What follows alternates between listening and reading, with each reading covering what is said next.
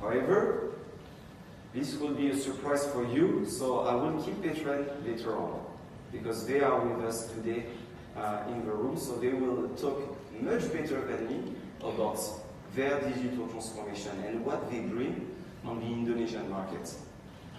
But I will start with another logo that is just above PayTren, which is Santa Catarina. This is a local government in Brazil.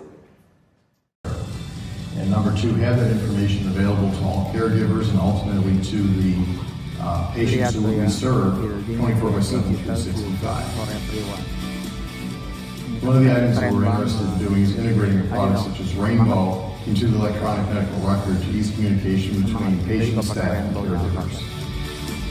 Our key focuses for the healthcare system is to enhance patient communication through portal technology and to further enable the ability. Okay. And one thing, again, maybe in the next, I hope Indonesia can be one of early investor.